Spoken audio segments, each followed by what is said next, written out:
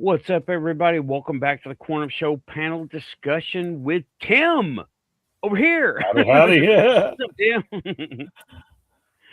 Oh man! So you heard the first part, right? You heard Right. the solo.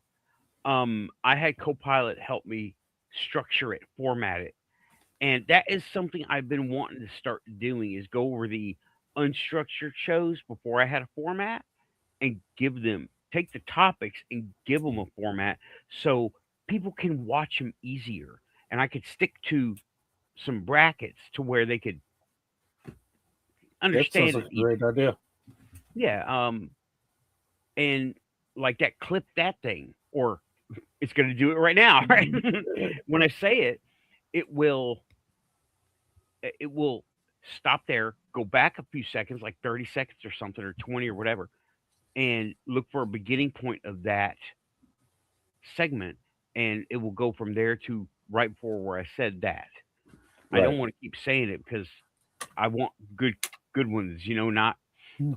editorials about that. Hi, But Renee. Hi, Rachel. Hi, Scream Engine. Hi, Woo what's up, Rider. friend? Hi, Sarah. They all came in at once.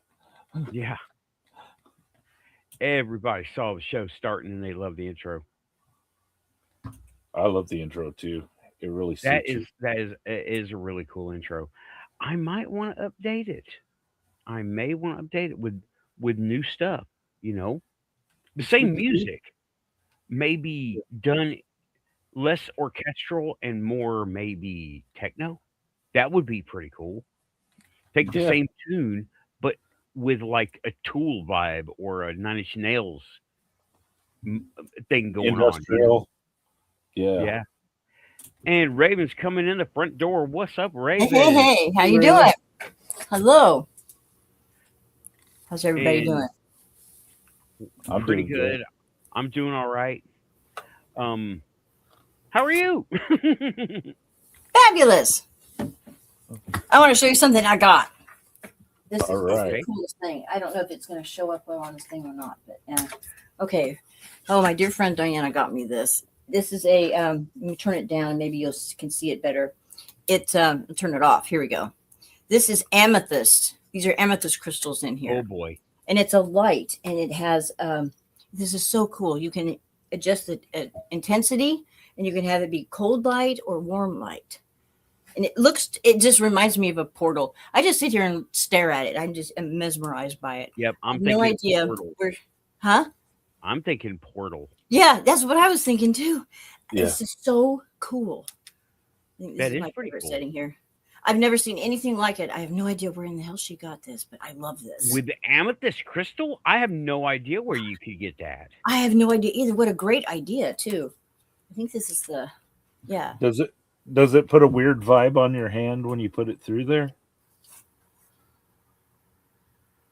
It looks weird. Yeah. No. Doesn't it feel? I don't know. Of course, I'm all keyed up right now too.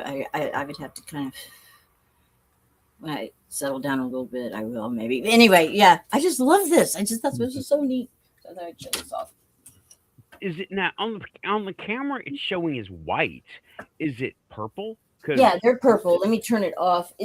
There's such a glare. Yeah, let me get it closer up here.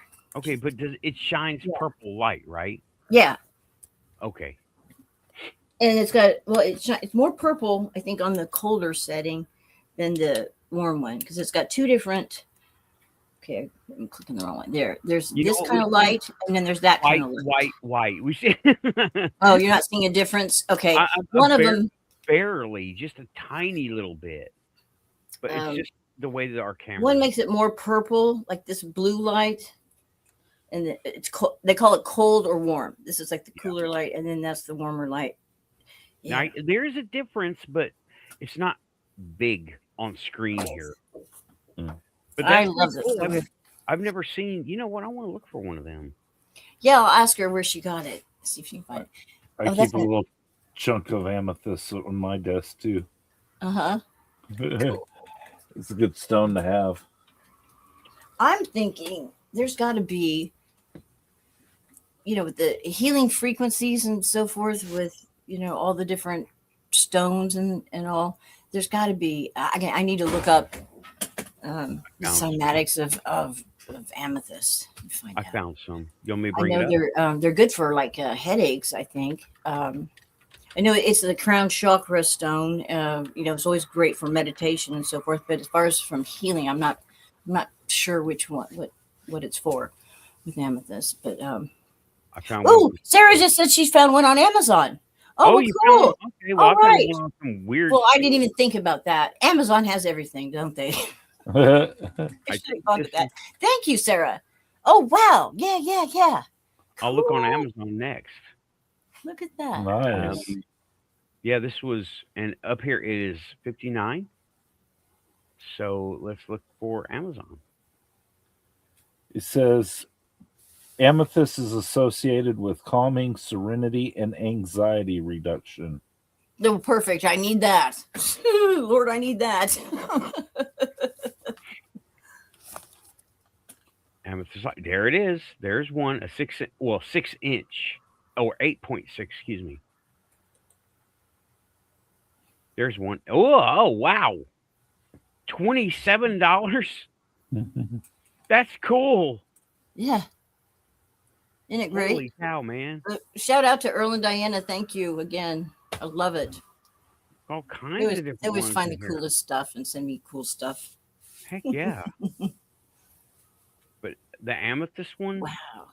that's pretty cool. I might have to Yeah. get one of them. Yeah, that's what mine looks like. You can't really tell from the Yeah, well, Amazon has better cameras. yeah. They sell us crappy ones for like 30. They keep the $300 webcams. Well, and I found a computer. Okay. So I'll talk to you after the show. I got a couple questions. I want to make sure I've got enough power to stop freezing all the time during live streams, which happens to me all the time. Is it fairly new? Yeah, it's a Lenovo. Well, It's it on fairly sale. new? Is it fairly new? Is it made within the past 5 years? Yeah. Then it should be okay for this. This is not Okay. very taxing on a computer. It's mostly network stuff, but whatever. Okay. Okay. But yeah, y'all, I was talking about The Residents. Yeah. The So- Residents. Yes. Raven, what was your take on my coverage of The Residents on the first hour? Really well, very thorough. I think you're on fire tonight. And I've been looking at what the Gnostics call the archons. And they're another level of these invisible watchers and people that are, and there's a technique to be able to see them that I just learned about this afternoon. You know how like when you're trying to see auras on people and you just kind of let your gaze relax and just, you don't close your eyes, but you're just kind of like, you hit that like alpha zoned out state and you just kind of, and then expand your peripheral vision and just kind of let things kind of blur. That's how you can see them. You'll see them out of the corners of your eye at first. And oftentimes we'll see them to be so fast. By the time you turn and look and they give it your attention, they're gone. And there's a lot of, things that are like that. But they're like another thing to add to the list, I think. Yeah. But yeah, you covered it really well. You got everybody that I know of. Yeah. I didn't go over the Silurian hypothesis, which is What's a really that? good one, right? That is the lizard people. Now they called it that on Doctor Who. Doctor Who gets a lot of credit on this show, right? Yeah. I like Doctor Who. The Silurian hypothesis says that there is a previous civilization that went, went underground. Yeah. Because of some kind of cataclysm that caused them not to be able to survive above ground, and they use their high technology to go into stasis somehow underground. And in Doctor Who, in the 60s, they went down and they ran into them by mistake, right? and then Mhm. it woke them up, and they started fighting, and it was a big misunderstanding. And well, Doctor Who went to a different time and says, "Oh, this never happened," Mm. or something. I don't remember. That was an old episode. They've been reoccurring characters since. Yeah, yeah, they've The, been recurring. They changed them. What's the up, Raven? Hopi tribe talked about how they call them the ant people came up from underground and saved their tribe by allowing them to come down and live with them underground for a time until it was safe enough to come back up to the surface. And it's they're not sure whether or not the ant people are ETs that have just been here a really long time, or if they were an earlier human form that atrophied and adjusted to underground living and just kind of, through just like evolution, just kind of altered a little bit. But they're Well, humanoid. They're what, human Yeah. what? I mean, they're humanoid. Their features are a little different, and they might have been surface dwellers and just adapted over time So what to what's be underground. where are these guys mentioned? They're the Hopi Indian tribe. Talk about them, that their tribe would not have survived the last cataclysm without them. They lived Okay. underground with them for a time. Well, they may not be a different evolution of humans. They may be a concurrent evolution of beings, like Yeah, dolphins, that too. Right. whales, Yeah. We don't know. Now, like Right. Corey Good, who's a whistleblower, he was on Gaia TV with David Corey. Wilcock and all that. And he's I don't know, but he talks Anyway. about a tribe of humans that went underground right before Atlantis crashed, and they're called the Ansar, and they're very Yeah, human. this is for but they're entertainment pale. purposes only, for reference and context. Ansar, that's what it Good, is. don't sue me. Squeeze water Yeah, out it of does. the rock. Yeah, we're just all credit That's going Corey to Good. Corey That's what Good Corey for this Good does. information. Yeah. The Anshar are now really pale, but they used to be, have more of a red in their fleshy tone, but they're like really, really pale white, and their hair is like white from being underground so long and not being out in the sun. But they built or created somehow a man-made sun under there because they grow crops. Right. Probably some What kind of sounds like nuclear thing or something. I don't know. That's what I was going to say. Sounds like some kind of a reactor. Yeah. And Tim is putting in the chat, most Europeans carry about 1 to 2% Neanderthal DNA based on large-scale genomic studies, correct? Yeah, I've read Yes. that too. Yeah. I was Is that on your mind? I was pointing out that most of us are hybrids. Yes. To try to lead into the alien subject. Okay. I saw what I saw. I was not looking at the chat too much in the first hour. Sorry, No. everybody. I just was trying to, have an interesting show and not be distracted too much. But yeah, but that is more of a human hybrid, Yeah. But is it really? Are we proto-humans or are Neanderthal proto-humans? I mean, when you introduce the ancient alien hypothesis into this, then you have an interesting situation of which species of human was altered. Yeah. True. So, yeah, that's a very good cross reference. Aliens.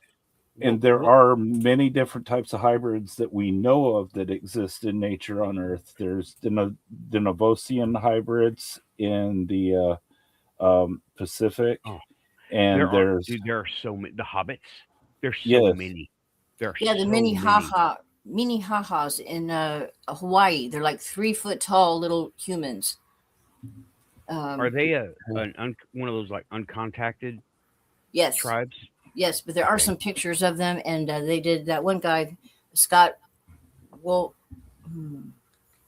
he's the he had that show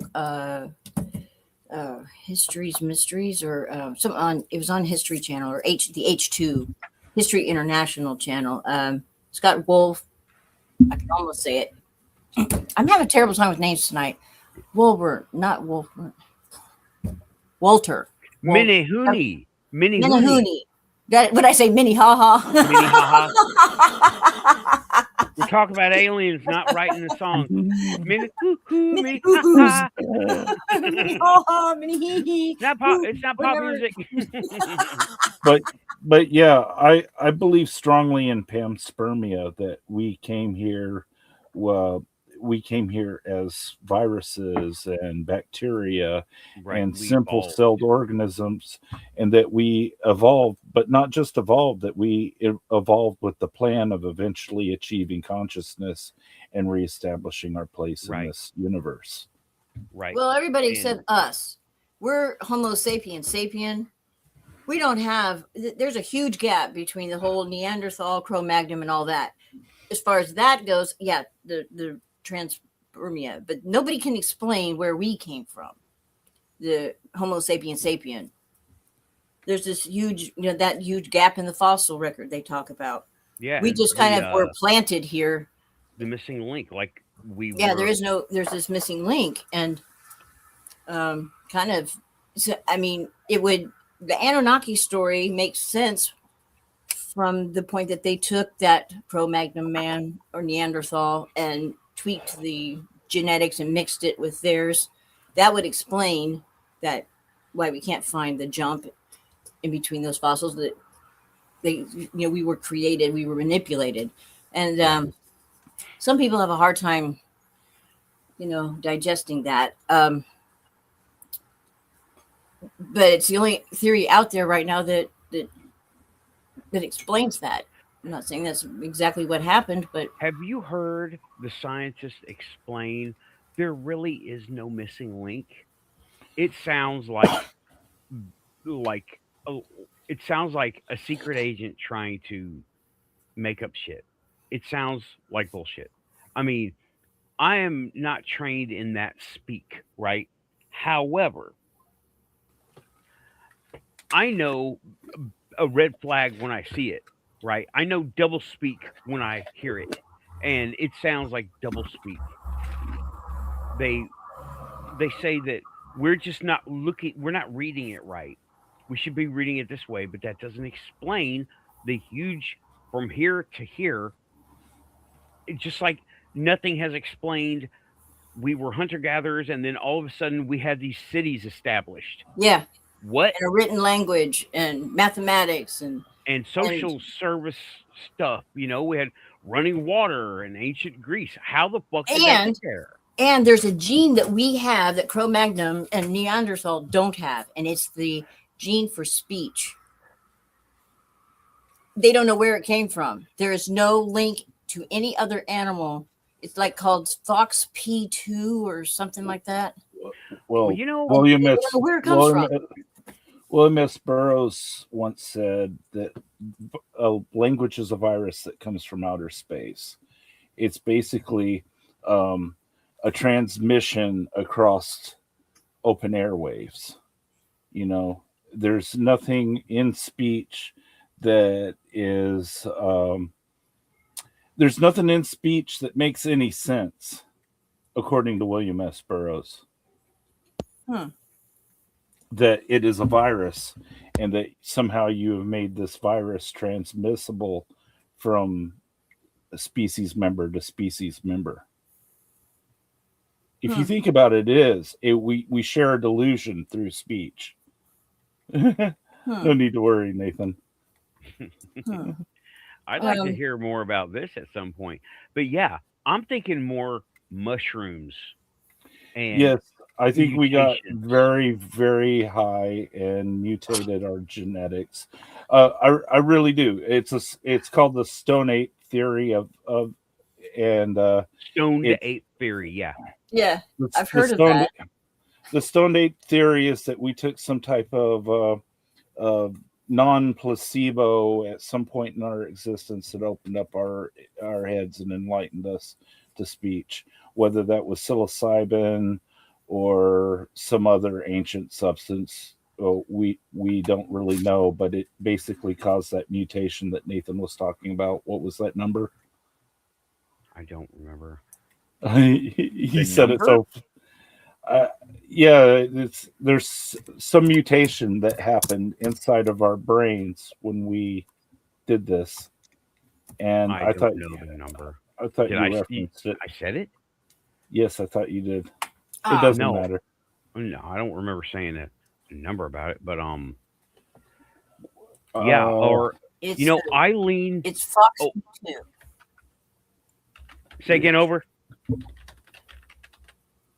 I found go it. ahead.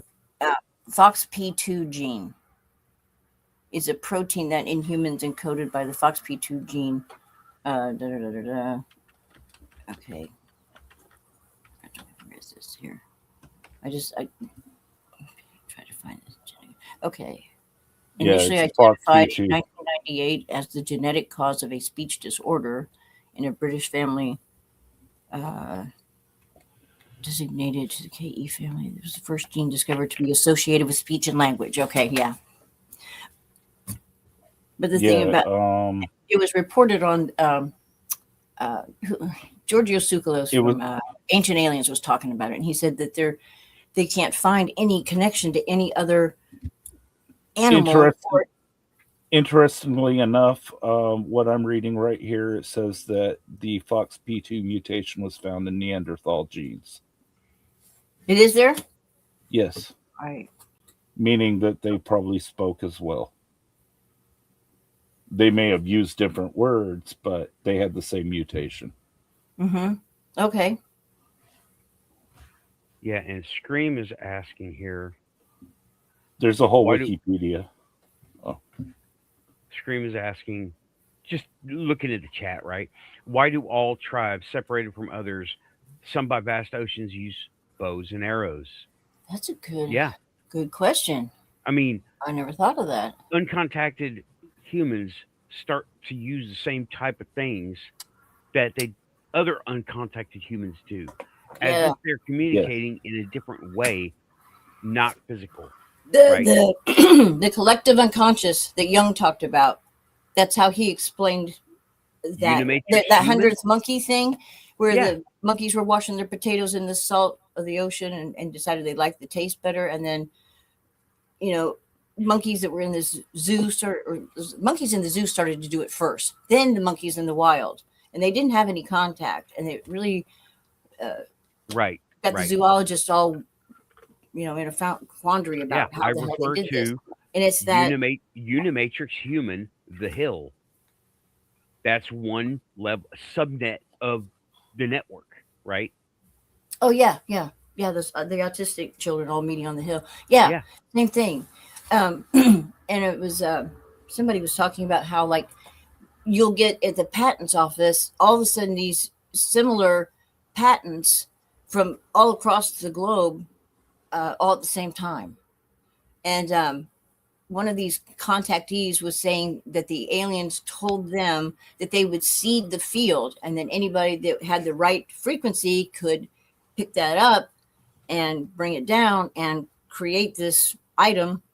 And then the patent office would get all these similar patents from different people who were not connected and oceans apart. Yeah. Someone, oh man, I can't believe that there's a reference here. Someone who brought this up in different words was Sylvia Brown. Ah, yes. Do you remember her talking about that? Like, yes, I do. The idea is spread amongst many people. Yeah. And some people will bring it up. Also, downloads, right? Downloads. Yeah, absolutely. But Sylvia Brown definitely brought that up. I love Sylvia Brown. I wish she was still with us. I bought every single one of her books and read them all twice. We had them too, and they were the most worn books that we had for so long. Yeah. But just as a side note, she also brought that up, and she was pop culture. I just, she became mainstream. Montel Williams was as mainstream as you get. I got to meet her. She came to St. Louis and spoke. What's up, Urso? Hi, Urso. He is saying back before the monkeys have been dumbed down like present day, humans used to be highly psychic, but the Anunnaki and Dracos hampered that with their experiments. You know, I don't know if they hampered it or somebody else came in, maybe those two, right? I'm not sure about it being Anunnaki and Draco, right? But someone else came in and they used, it seems just like everybody else who wants to control society, used fear to program us to be all physical world stuff. And you know what? There is also Mhm. a really cool reference. It is obscure as hell. I brought it up maybe 3 years ago.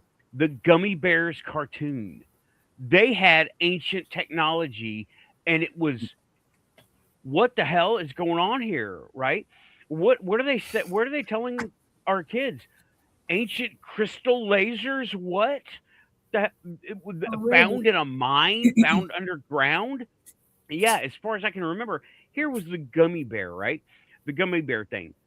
They went on, they were trying to find out something, right? And it was a kidsy reason. And they ended up finding some kind of underground place that would raise up out of the ground ancient relic stuff from the old bears or whatever they called them, right? From ancient times.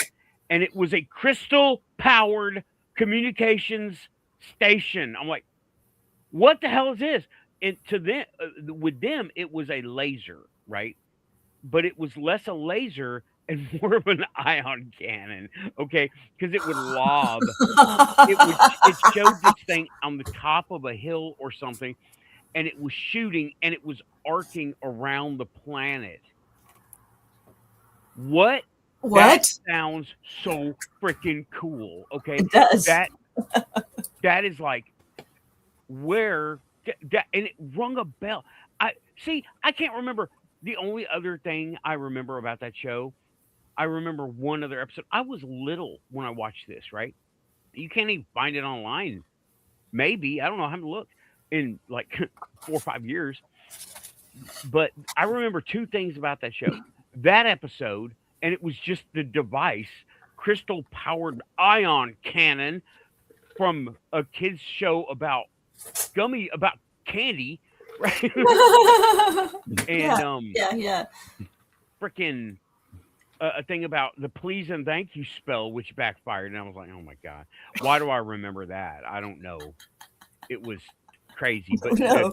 crystal powered ion cannon in a kids show about candy. Clip that. Wow. It's cool. Yeah. They Hopefully that'll make an awesome short. But there's Wu is talking about survival, evasion, resistance, escape program training. Okay, that's what the program you were in. Seer. I have not heard of that one, but then again,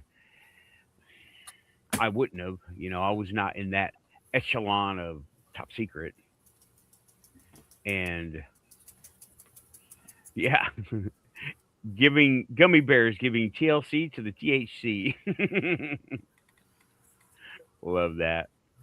But anyway, Ursa was saying that tampered with us. I think they used fear and propaganda to change us, to make us worry more. Scarcity, oh scarcity, yeah.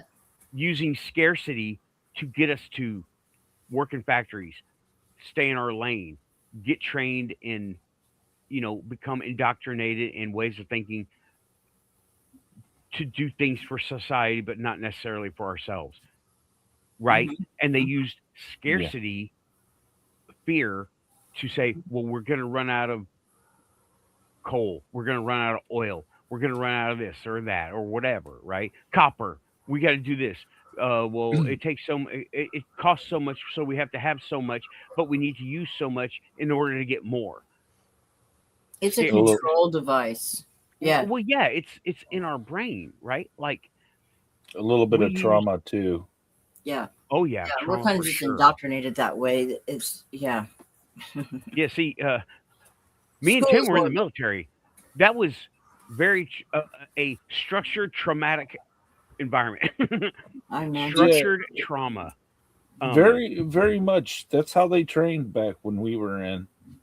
They have they've since gone to different methods of training. I don't know if these methods are any more successful than the old methods, but with us, it was definitely fear and trauma ruled the day. Yeah, You know. yeah. When we were in, for sure. And Urso is going. Buildings used to be designed with spires and energy release points. Now, what Mhm. is there? Squares and every building. Well, there Yeah. are still some, Goes right? back to Corteria. Right. But actually, the 1910s and 1920s, they had those spires, right? Mm-hmm. Right. They frequency, all about getting us there. And the cymatic patterns on churches. Yeah. These towers they would build just Right. out in the field. They were all part of a grid, and the townspeople talked about how in the dead of summer, when it was just unbearable before air conditioning, they would go to those towers, and there's like a radius around each one of them, 30 feet or so, whatever it was, that was cooler, 10 degrees cooler at least, and there was nothing inside there except just like bars, structurally to kind of hold the thing up. And they're all over Europe. There's still some standing in Russia, I guess. And they would also calm the storms.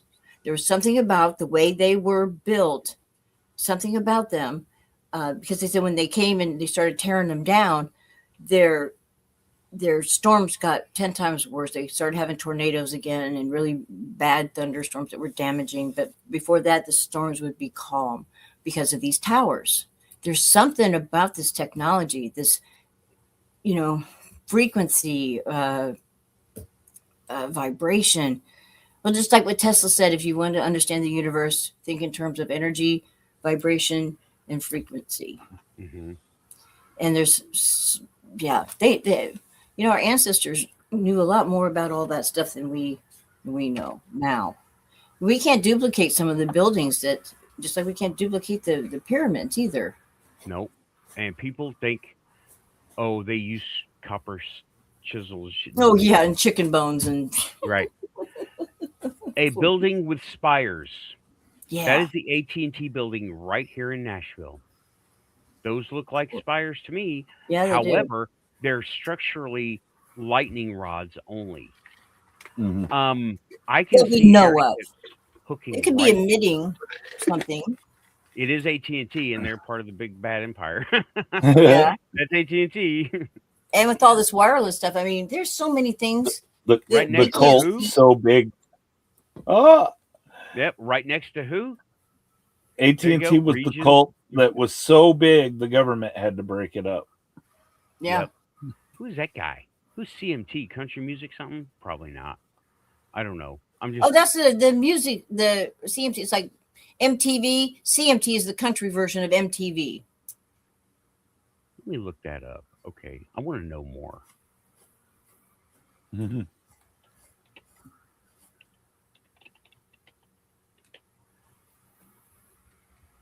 Yes, the mud rain from the Yeah, sky. country Yeah, music so I know what you're talking television. about. That's what Patty and I are going to dig down into on January 7th. You'll have to come over to my channel for that. She knows so much about all that stuff. Patty's really well versed in all of that. Tartarian. Yeah, why do you think I was like, That's oh, what- Patty G's here. Holy shit. Yeah. What's up? Yeah. Okay, let me go back a little bit. So they're asking about your shirt. Yeah, it's just they missed one, Carol. Oh. That was all the witch burnings and so forth. Yeah. Not fun, but yeah. Do you know what else happened in 1692? What? Port Royal got swallowed by the sea on June 7th. Port Oh. Royal? Tennessee? No, Port- no. Port Royal, Jamaica. Jamaica. because we got It a was portal wheel here, and that's some Bell Witch stuff. nice. I bet it's named after the other place, which It is kind of probably weird. is. Yeah, it probably is. And yeah, he was saying no because humans found them after mud rain from the sky. That makes me think volcanoes. That makes me think volcanoes. Ash in the sky congeals around rain and it falls mud. It's a phenomenon called the phoenix. And it's different than a volcano or anything else. It has to do with the phoenix.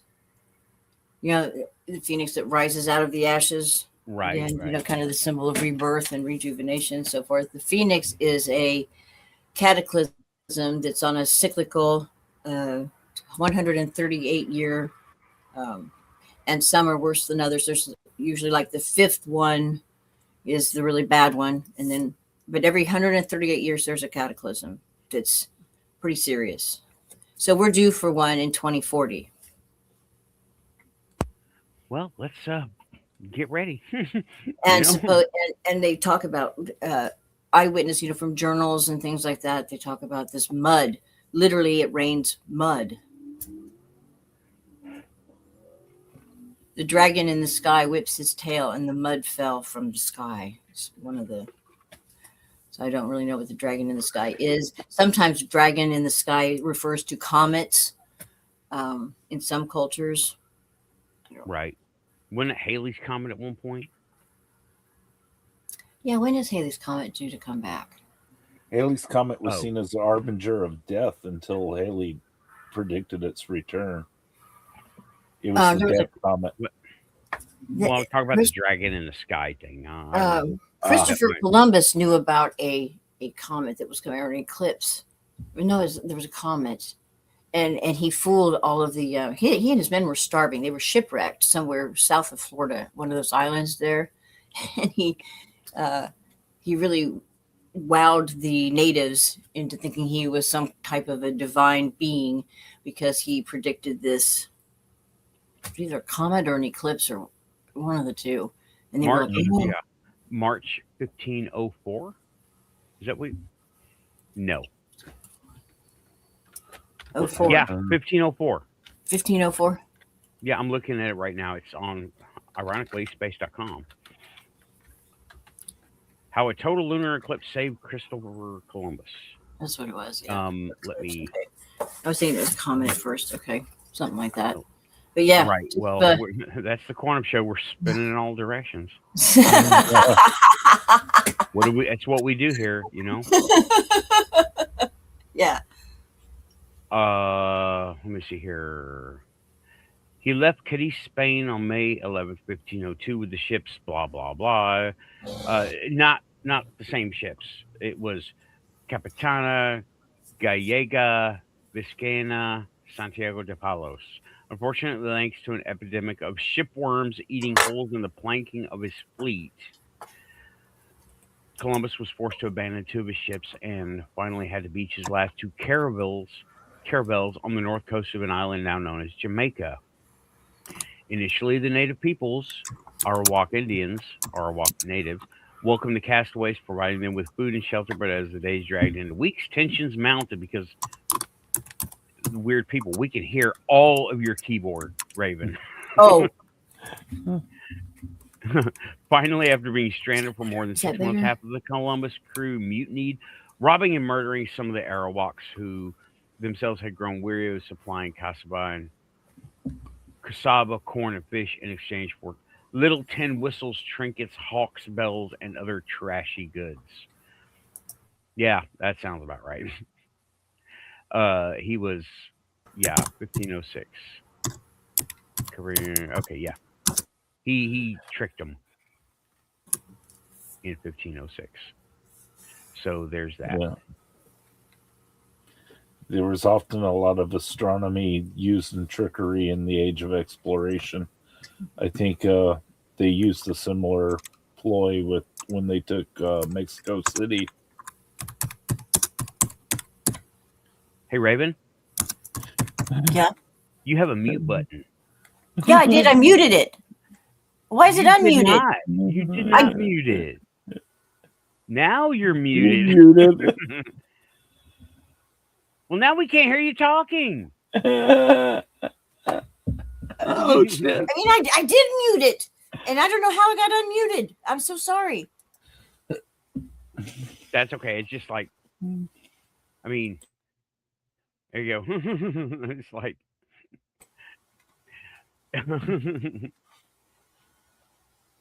that's a good one. Chopping broccoli. Anyway, that's fine. It's just, I mean, that. And yeah, he is a YouTuber here. He has a website also. They have a website. I don't know if it's Archaix or Archaeox. I believe they're two separate things, but they're both. Okay, Jason Brashears is Archaix, and he talks about all of this stuff and everything that you were talking about or so. I've been learning so much from his channel, and he's a chronologist. He can tell you, he has studied the calendars and all the switching of the calendars and how, and put together an actual timeline then, and has figured out what year we're really in. And he's pointed out how suspicious it is that when they redid the calendar this last time, how they added a couple months here, and then they extended the Dark Ages. And yet all this, when you go back and cross-reference some of these buildings and accomplishments, supposedly that stuff shouldn't be happening because all of the world was dying of the plague, and there wasn't very much advancement being done because everybody was just trying to stay alive, basically, and he just pointed out a lot of things in history that don't add up. And there were some funny business going on at the Vatican with these calendars and so forth. And control. Yeah, the other person I was talking about was Jared Murphy, Archaeox. Oh, He does a lot of South American exploration, or did. He had a heart attack, and he has been kind of dialing it down. He still went to Peru, but he's dialing it down a little bit, and he does podcasts. A lot of his stuff is behind a paywall, unfortunately, but a lot of his stuff is not. So you can see him on. Let's see, what's the latest things? I don't know what he said. Latest news is when is the latest news? Dakhour. Oh man, yeah, June 12th, 2024. Right, Dakhour episode. And let's see what this is. Jared Murphy is freaking awesome. But that's last year, so June 12th of last year. Advanced ancient civilization. And talking about advanced agriculture techniques, massive megalithic structures, ancient engineering skills, massive stone spears. Yeah. And yeah, that. Okay. So shout out Jared Murphy. I hope he watches the show. I doubt he's busy. He's a busy guy.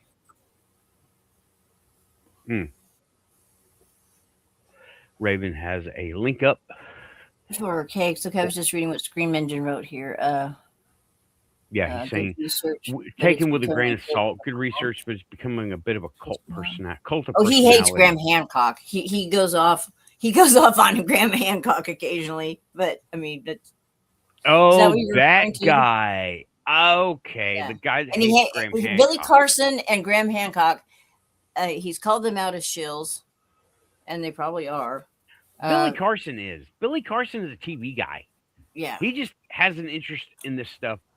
I don't know if he has any quantum link stuff going on, or he has access to it. And he exaggerates a lot of stuff, and he just basically repackages other people's stuff, and tries to. Yeah, he's like mainstream Third Phase of Moon. Yeah. He's like the Third Phase of Moon for CNN and shit. Our Third case is his research is just impeccable.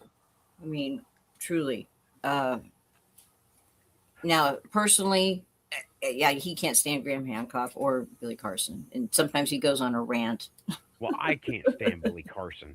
I mean, I watch him, but I will never engage with him because people who talk about stuff, it's like I read a book and this is what I found out in that book. Well, you didn't actually find out anything. You just read a book. Did you ever been to a cemetery? You ever been to a haunted anything? Talk to me here, What's your personal what's your skin in the game claim here? Not something that talking about the research somebody else did. What research did you do? And that's what now Graham, I like Graham Hancock. He gets in on it. Yeah, everybody has their own brand and everybody gets into doing their own thing. Hello, Quantum Show, right? But it's not without substance. Graham Hancock, he does the diving. That's cool. He went to Yonaguni. Yeah. That's awesome. Yeah. I really like that. And he also went to Ethiopia looking for the Ark of the Covenant. He did some boots on the ground stuff. Yeah, they threatened to kill him. Yeah. Because he's like not one of them. And they're the freaking Crypt Rangers guarding the ancient ways.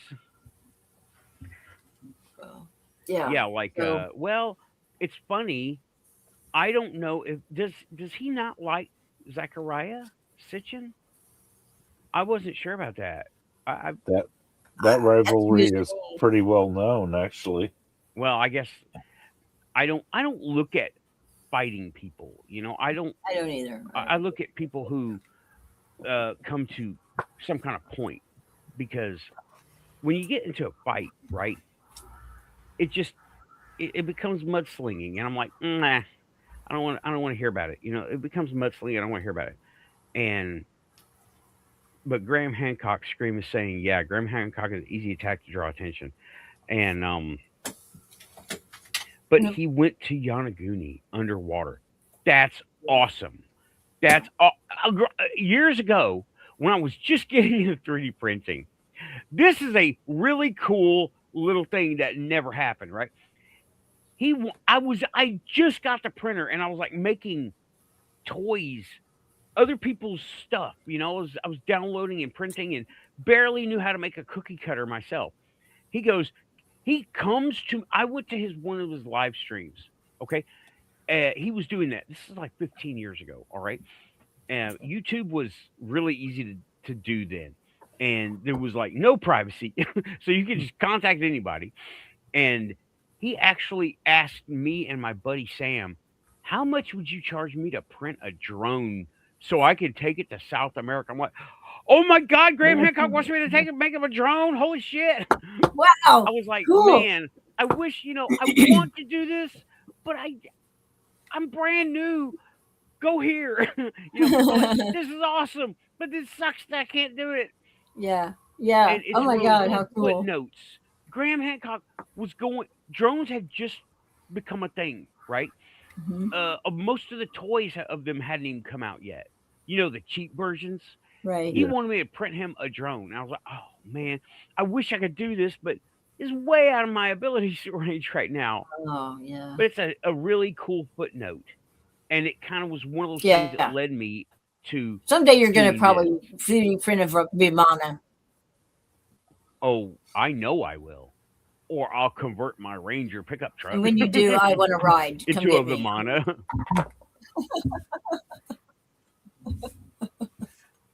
Ford Ranger, powered by Mercury. Real Mercury, not no V8. Yeah. What do you call it? Go ahead. I was just wondering about the interdimensional and extra-dimensional residents. Yes. Okay. Yeah. Thank you for bringing us back on track. Yeah, the here but not here, and people say interdimensional. that's really a pop culture term, right? Mhm. That it makes it easy for the people to understand how you can walk through a portal and be in another dimension. Well, it's not really a dimension. It's more of a reorganization of reality. Just like on this presentation I did, right? It it isn't. It's a layer of energetic density, you know, phase state. So there was an episode of Star Trek. I can't remember what it was called, but they were having a. They got the crew got stuck by these people. These people came on board and they seemed to be standing still, Mhm. but what was going on was they were moving at a different rate than the crew on the outside of that other phase, right? Yeah. And when they were in phase, the people looked like they were standing still, that they were Yeah. around because they were a lot faster. Mm-hmm. They were like a lot faster, like frame rates faster, way faster, like 10,000 times faster than we're able to see. I don't remember the episode, but yeah, they were. And if a person got wounded, why a scratch or a cut, then it would yank them back into that fast frame rate that they weren't a part of anymore. But they would die from that tiny wound. Um, Hmm. Urso is saying here, you've dialed into another coded frequency. Your brain is downloading to reality. Yeah. What I was saying about expand your consciousness with mushrooms, DMT or salvia or something, right? Anything, any of those things. Caffeine. Okay, caffeine will do it if you use it in a proper way. Me and Tim have experience with this kind of thing.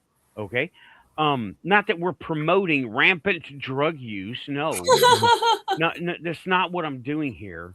Under Right. But supervision. Under yeah, under supervision. supervision with Under adult proper supervision. Mhm. preparation, and you know what you're getting into.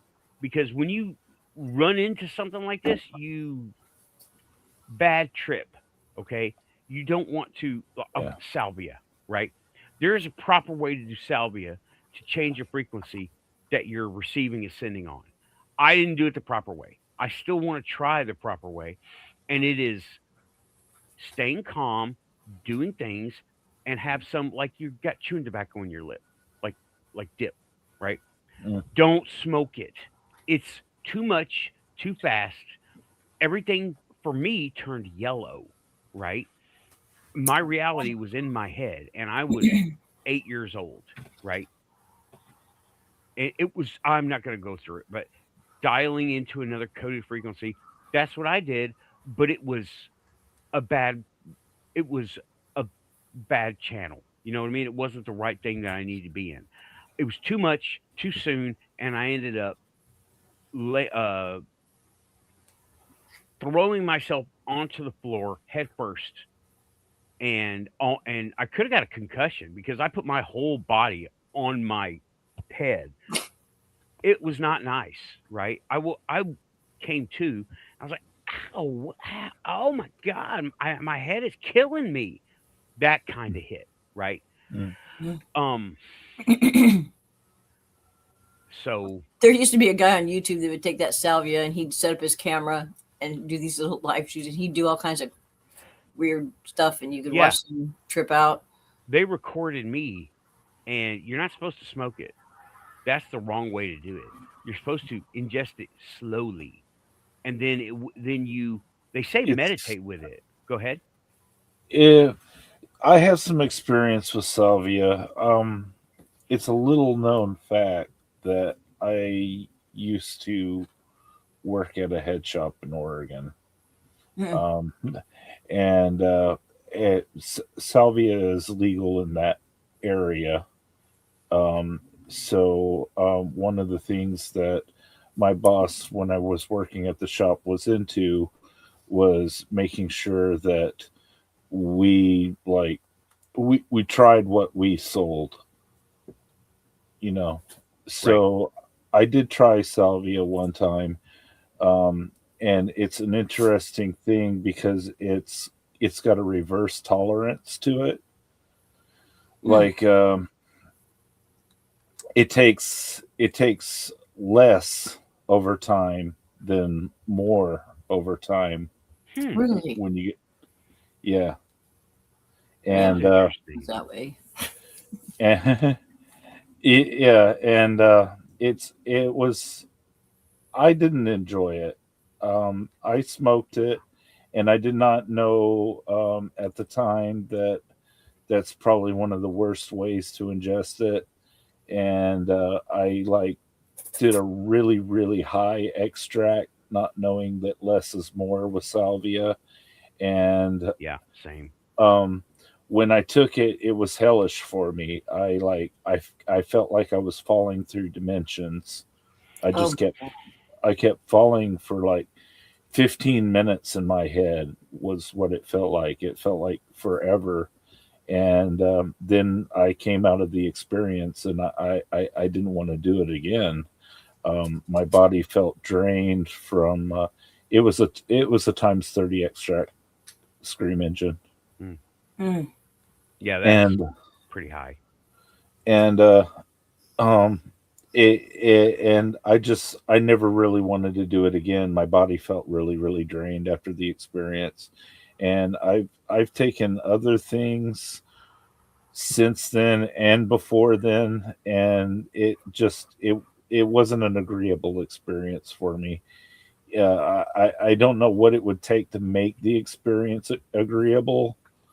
um but um it definitely don't smoke 30 times extract through a bong. Note, Same. That is note to Yeah. self. I Oh, don't know what the. I don't know if that had been established yet. But this guy, I was working out of a store one day, and he had just gotten this stuff, and it was legit. It was legal. There was no laws against it, right? right. And he had just gotten it, and he was trying to figure out how to smoke it because that's what you were supposed to do. But that's the wrong way to do it. These are a bunch of freaking, you know, pill popping shit people. yeah. These are not the people. This is not my crowd. Okay, Well, I ended up there by circumstance, not by choice. how are you And supposed to take it? well, You Apparently the sell it. monks eat it and meditate while they eat it. yeah, Okay. another way is to take not concentrated, but just a dry herb. Like you get herbs out of the kitchen. They're not. You Yeah, don't get yeah. That's how they would concentrated. sell it in those little packets. That this stuff Right, like you dry. just dry it. You can grow the plant. It's a weed in most places, right? You grow it, you dry it just like you dry basil, and you put it in your lip like a pack, like Okay. chew, Yeah. or put it in your cheek against your gum. Uh huh. And that's another way, right? And it's a slow intake. It's not like smoking it. That's the worst way to do it. Tim said it. That's the worst way to do it because it does not give you a good trip. It opens, I don't know, conflicting frequencies that you try to Yeah. be a part of all of them because that's what we do. We tune in. And that's what got us to this conversation, tuning in. And I think Urso said that. I'm not sure. But yeah, I will try it again only that way. I will not smoke it. And it sounds like the reverse tolerance, what you're mentioning, sounds like we're Yeah. tuning in and we're starting to do it without it. So it takes less is more. You just have to Yeah. tune in, and then we can take over with our own natural brain chemistry. Well, Clip that. yeah, That's a good one. like we said, the monks would just eat the leaves, and they would chew the leaves like a tobacco product, Right. and they would ingest it that way. And that is a less is more strategy. And it's a green plant. They actually sold. Well, they didn't sell it, but they were growing it in front of the El Paso Chamber of Commerce it was their whole front decor, right? All their bushes were salvia. It even had a sign saying salvia. Somebody had made it out of wood. Yeah. And you can go, if you know how to look for it, get a book and you can find it. I believe all of the South has it. Or, well, I mean, you know what? Where's salvia? Where is salvia? I thought it was in Central America. Well, I wonder if it's the same thing as like the annual plant you can buy. It's an annual, it's not a perennial, but it's salvia. Salvia like divinorum. It has a post, and then these just like It's all over. really weird petals, but it kind of grows kind of like corn. Yeah, It it grows reminds me tall. of And that. salvia, it's a sage. Grows globally in Okay. diverse climates with major native centers in the Americas, Mediterranean, Central Asia, East Asia, thriving in sunny, well-drained conditions and adapted for both ornamental gardens and culinary uses. Really? Worldwide, from hot, dry regions to cooler zones. So yeah, it doesn't need a lot of water. It's a weed. Let me bring a picture, right? Scream is cracking me up. Mm. 15 minutes is just enough time to end up on the neighbor's car naked, humping clouds. It happens. Yeah.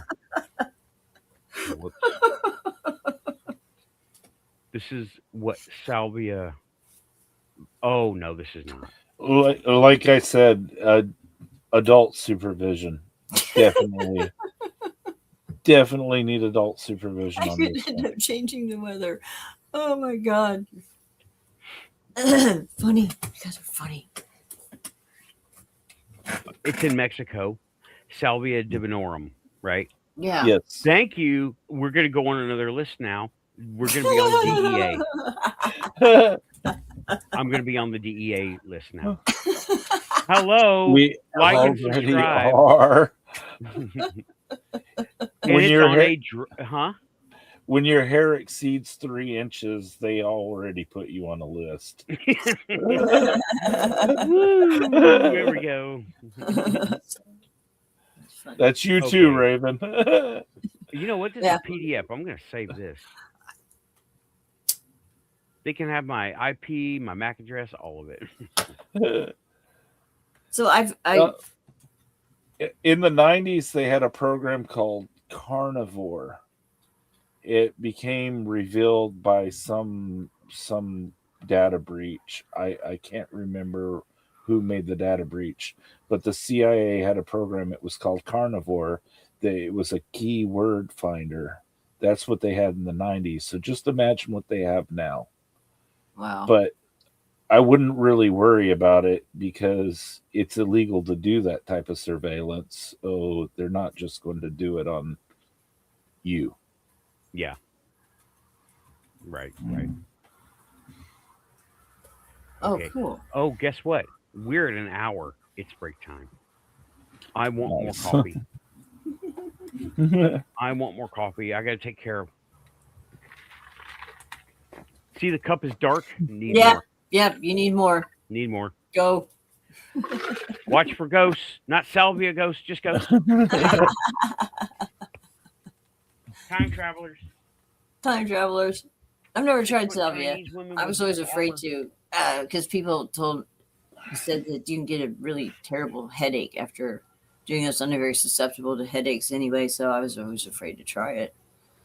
Oh yeah, for sure. It's horrible. But I ate a tequila I mean- worm once, and I tripped my ass off for like 24 hours.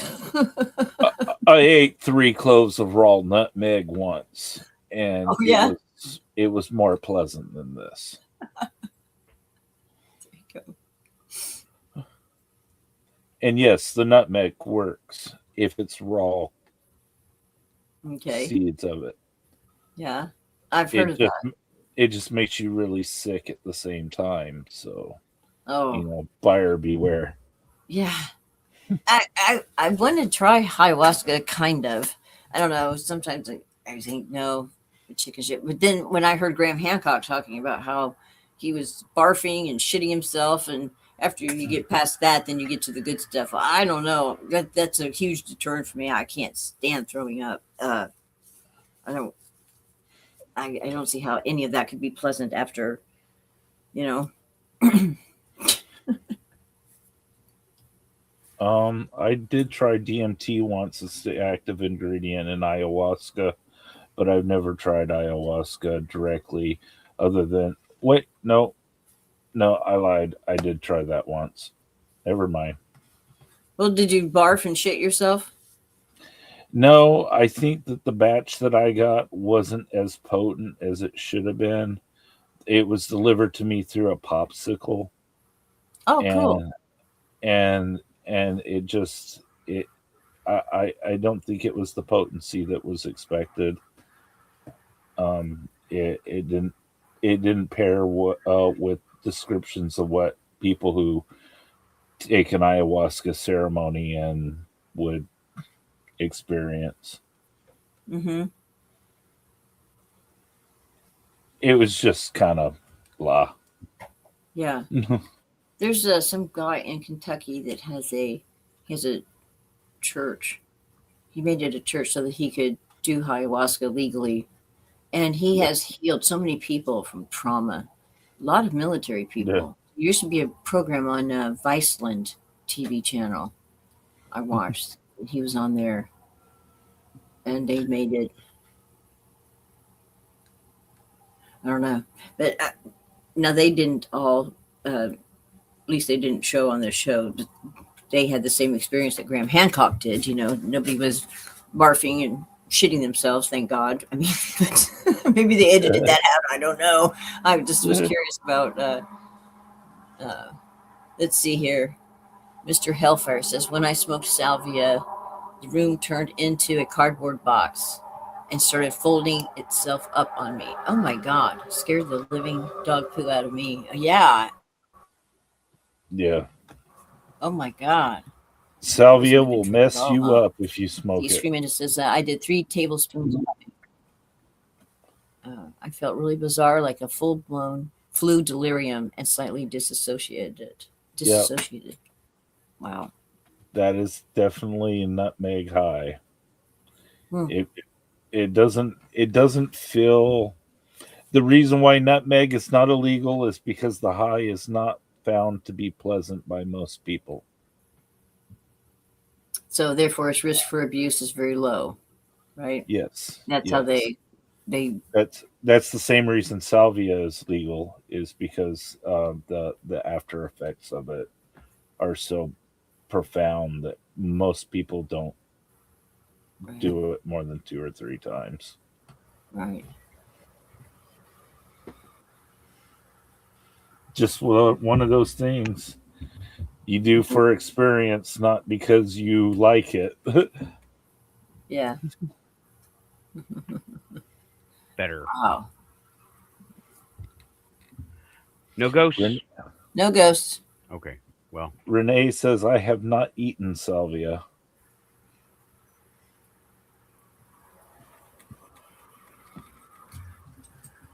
I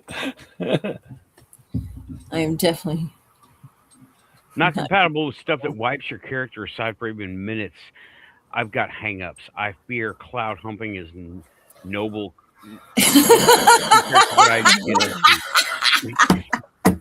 Yeah, I'm not going to say I'm going to do any of that stuff. DEA agents, are you listening? Don't come to my house. There's nothing for you here. Oh my God, you're so funny. I want to party with you. Oh my God, it's hilarious. But anyway, Tim, you were asking about the extra dimensional, extra vibrational resonance, right? Yes. And yeah, I think they're concurrent with us in time because they're here. I saw them years ago, over the years, and sometimes I see them as regular people, and sometimes I look through their whatever shimmer perception. Glamour, like, you mean? Yeah. They're what?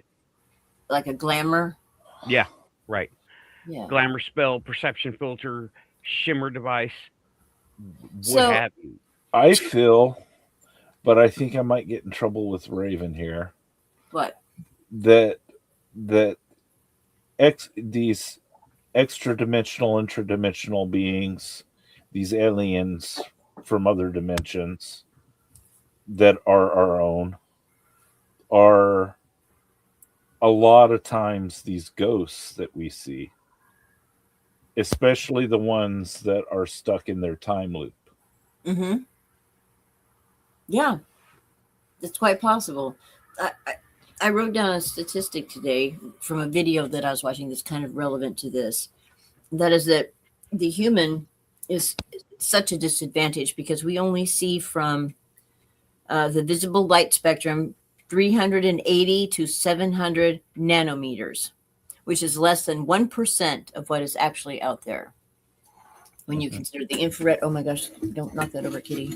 Kitty's about to knock over Yeah, a candle and set the definitely. place on We fire. don't- You know, the we are- infrared and the ultraviolet that we know of, that we can see with machines and instruments and things like that. Who knows? There could be even some past what our machines are able to detect. But our range of sight is so small that these, what we call interdimensionals, you know, they're, plus think about all of the like radio waves and Wi-Fi and all this other stuff that's like going through your body every minute of the day. We don't even know. We can't see that I stuff. think, We're see, the way that I see them, and we're not talking about sight here. We're talking about insight. You all know when I'm like trying to go in that mode, right? right. Yeah. What I see is a vibrational being. I see, if you want to consider it this way, that we're third dimensional, fourth dimensional vibrational beings.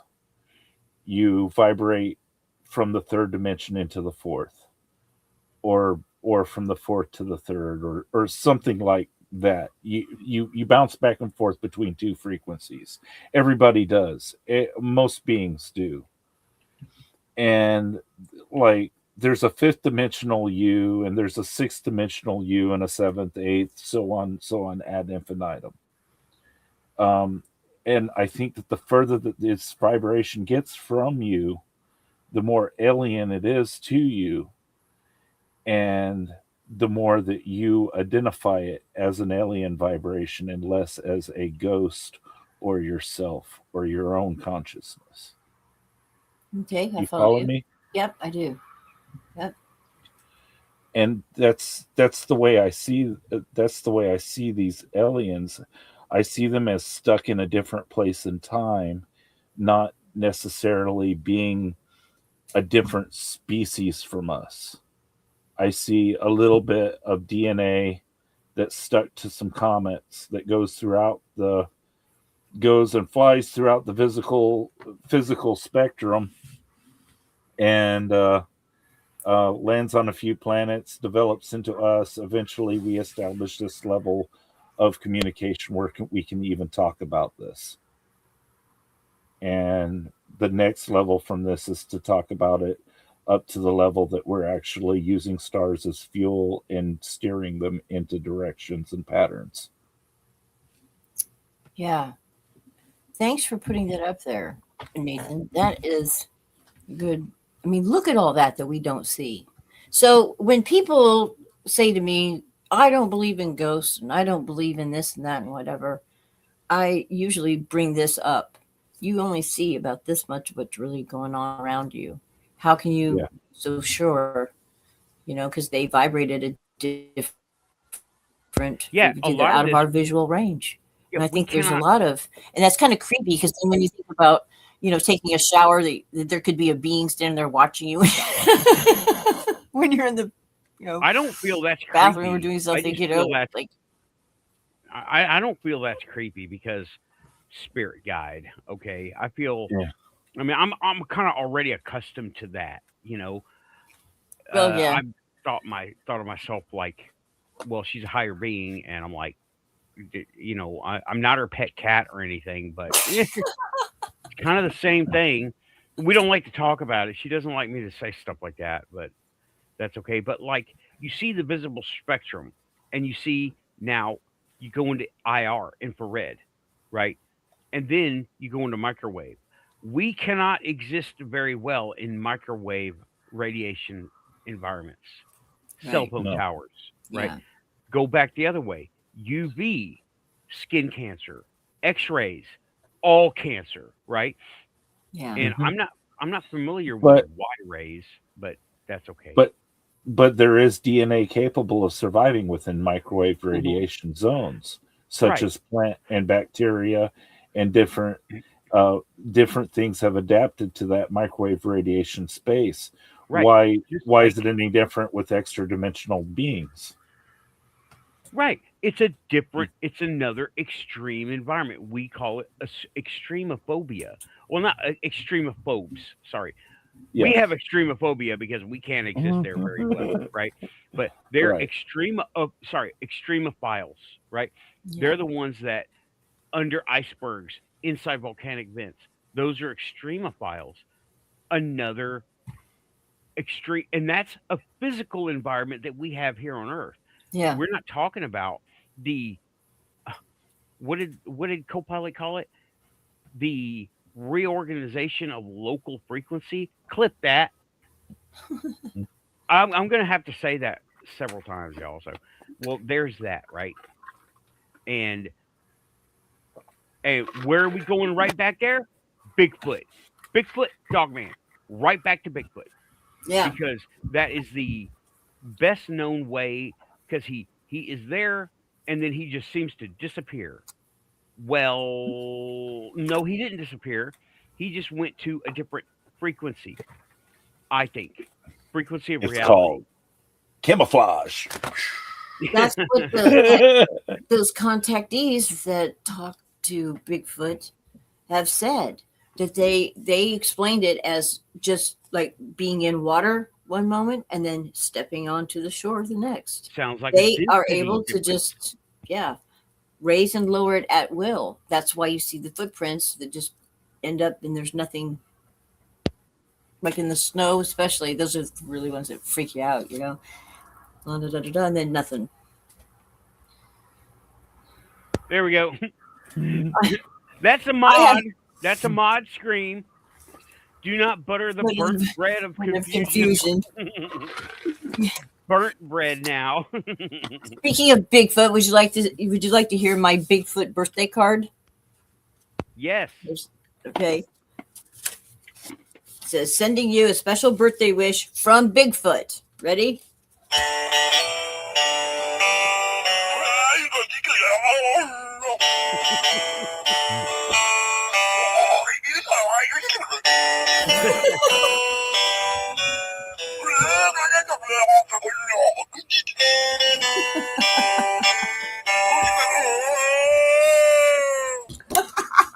That's cute. I love it. I love it. I love that It's funny. too.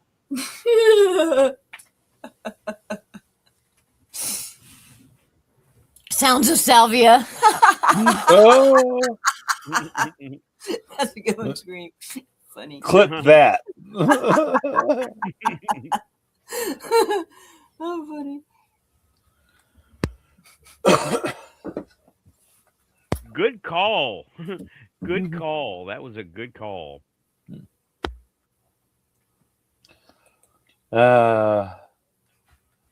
Burnt bread of confusion. Have we entered Right. the recipe time in chat? I don't know. But Urso is saying your eye just refracts light. The organic brain is what decodes the light or hue to become tangible images of light, shadow, color, etc. Yeah, and let me tell you, interesting thing. I say it a lot on a lot of the episodes that when your brain cannot make sense of something, it plugs something else in that it can process instead of locking up Yeah. on bad code. Yeah. It Yeah. it troubleshoots that to where like I'm red green colorblind to an extent, and certain shades of purple I can't see, and my brain will fill it in with something else, most likely blue because I'm red green colorblind. And Really? it just, yeah, it happened twice Wow. in big ways, right? And it's really interesting because I can see other shades of purple, okay? And when when that happens, I might not see purple. I will see blue or gray, believe it or not. Hmm. And oh, then when someone gives me more information, my brain refers to that other part of purple that I can see and fills it in like that. And like I don't, it's not even. It doesn't change. It's just I it doesn't matter if you blink or not. It's just that way now. It's so cool. It Huh. is so cool. Has happened Wow. twice to me. Um, and I don't know how to describe it anymore. It's just all day or all night the thing is blue until somebody says something, and now it's purple. It's And then it changes Oh, color once somebody says something. yeah, but it Wow. doesn't morph like people think. Oh, it's like those pictures where you heat them up. No, it's not like that. It's just like the filters stop filtering that. They stop reprogramming, and it goes Hmm. to a purple like can. Okay. That's the Okay. brain. That's humanity. You Wow. know. Yeah, that's one interesting thing about color blindness. It is a shifted perception, and that might be maybe a key to some of this stuff. it Uh, sounds similar to pareidolia in that it the in pareidolia you see you see shapes of faces in the void. In this case, you're experiencing an absence of presence of a color, so your brain fills in that missing information, and then when it gets more information, replaces that whole memory block. right. Rather the process block, because I can remember those things being blue until they Yeah. were purple. The Hmm. process change, not necessarily the memory. Well, yeah, the memory, but the working memory, the RAM, right? Yeah. The Yeah. memory long Something. term, yeah, the long term is still there. Clip that. That sounds pretty cool. I like that one. People that have had near death experiences report that there are colors that we've never seen. That they Yeah. once they're in that state. That there's and how do you describe a color that nobody's ever seen before? Right. By flavor. Yeah. It's What is it? synthesia. It's called Yeah. synthesia. Mm-hmm. Yeah. Hmm. Like red is usually hot peppers. You know, Strawberries. I think strawberries are cherries. I don't think of Red. that. I think of hot pepper. You think of hot Like pepper? when I get hot peppers, I think red. When I get something something like strawberries, to me they're not very tart. Okay, I think I know what you're talking about. That's more of a not red. It's not red. Potatoes. That's another because it doesn't really have too much flavor to it. And anyway, yeah, right. If you see all apples as blue, there's no way to communicate that, right? Yeah. And speaking of funny, you should say the color blue. For years, there was no reference to the color blue. It didn't say blue, right? It didn't come around until I don't remember when it became a word. It was sky color or ocean color or or it would be a comparator, right? There was no blue. That's There was interesting. yeah, I Where mean, did that come from then? I don't know, probably some royal European dude. Sorry, it's my phone. That's interesting. That You don't see the color until the color exists. The Hopis have had a similar thing happen to their culture when Europeans encountered them. They had a renaissance of color because they had words for colors that they'd been seeing all along. Yeah, right? Urso brings a good thing up, turquoise Yeah. blue. Now Mm-hmm. we think of that as a shade of blue, but what else are we going to say? Sky blue. What I say? Sky blue, Then turquoise blue. there's like lapis blue. Well, no, I mean think of the common known things. The common would be sky and ocean. Yeah. You're right. I mean, you're kind of a specialist in the crystal department, so not everyone's got to know that. It's like saying, Topaz, aquamarine. 32-bit subnet. Raven, what am you know Raven, the 32-bit subnet. You know exactly Purple what I'm violet or talking about, violet purple. Purple violet or violet purple. Clip that. Those are kind of specialty terms, It's funny. So, you got to keep the specialty terms away from the muggles. It tends to chase them away. There's another good one. Sapphires are common. Turquoise is common. People know those things. They don't know about, lapis or the 32-bit subnet.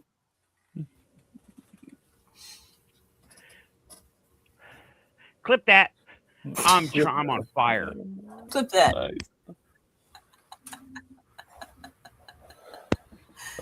Clip Sea that. green. Yeah, another one. Sea Sea green. I don't know green. about Larimer blue, but okay.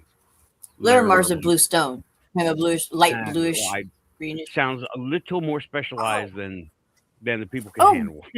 Where did you find this at? I got out of the car tonight. Where was I? Oh, I just went to Walgreens. And I go to Walgreens all the time to buy my cigarettes. And I came out tonight, and this was on the ground, right next to my Jeep. Hold up. That's an adventuring, I think. Nice. Yeah, just laying there on the ground, this beautiful polished stone. I'm like, Well, have you thank you. have you identified it yet? Yeah, I'm fairly sure that that's what that is, because I don't think it's a piece of jade. Well, what you can do to adventuring. positively identify it is take a picture of it with your phone and use Google Lens and see if you can find a comparable thing. I'm 99.9% is adventuring, but I will Okay. look at that. I can do You're in the room with two nerds. We want details. Okay. I want a reference. Okay, here. Those Blood kids- red or rust red? Blood Right. red or rust red? Clip that. That's gonna be Rose funny. red? Red rose? Okay. What was it again? Google what? Lens. Google Lens. Did you take a close-up picture of it? Right. I'm getting ready to do that right now. Well, you take the picture on Google Lens, don't you? No. You just take a picture with your phone. Cherry red. Thank Okay. you, Mr. Hellfire. Okay. Okay. All right. Now what? Now, How do I get that to Google Lens? you go to your apps and look for photos, right? What are these things up here? What's that do? What was that?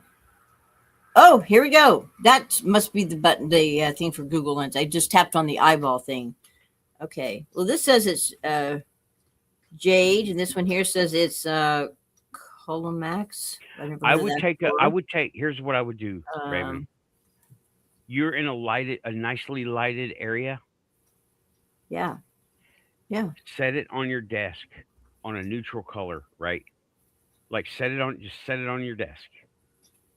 Yeah, I put it right here on the edge of the computer. It's all black background, same as my desk was black. Okay. Open your camera. Yeah.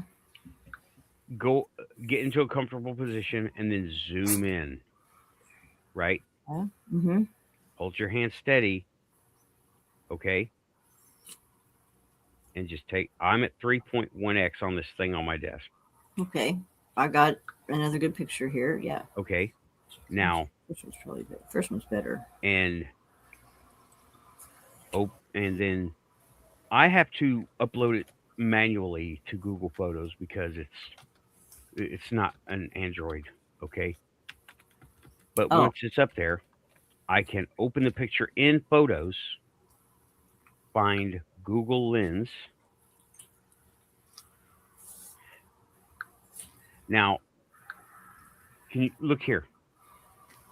Look at what I'm doing. See, I took the picture. Okay. Mm-hmm. Now, we know what that is, right? We know what that is. But does Google? And I look down, and yes, Google has found that exact thing. Okay. But also, it found inexact things. See that? Mm-hmm. It is Okay. it is not exact. Okay. Okay.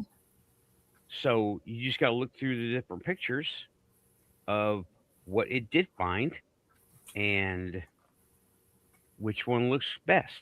But notice I took a very close up picture. Yeah. Okay. Mm-hmm. That's what I did. See, I took a very close up picture.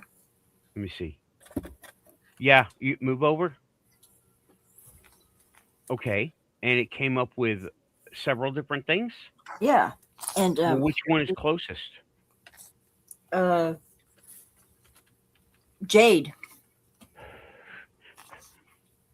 Sounds like Jade to me then. I would go with Jade until you get the forensic analysis done. But anyway, I mean, it was just weird. It was just laying right there, like it was, like I was, like it was meant for you. Like yeah, totally. It was really wild. Sounds like it was meant for you. Yeah. But yeah, okay. Going back to what we were talking about, right? Tim was talking about the extra dimensionals, the extra vibrationals that live among us.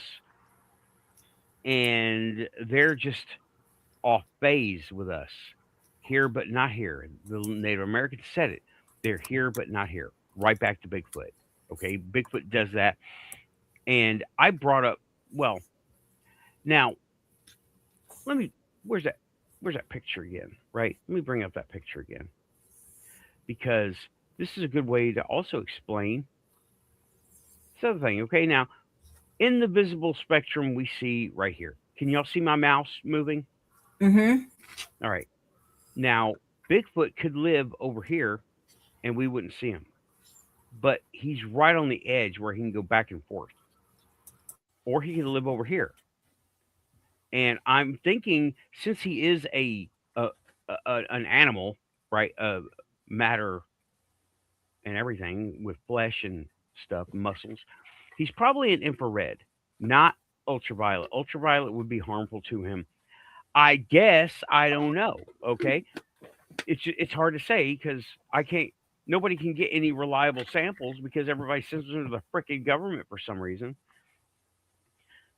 But I surmise, based on evidence that we know, that he must live on the edge of infrared where we cannot see, but cats can. Cats can see up in there. They can see on both sides. Okay. Mm-hmm. Yeah. You can take your infrared light and a cat will get blinded by it. You can take your ultraviolet light and a cat will not like to be around it because it's, ultraviolet and it's bad for people on Earth. I don't know if it can see anything else though, right? I don't know of anything like X-rays.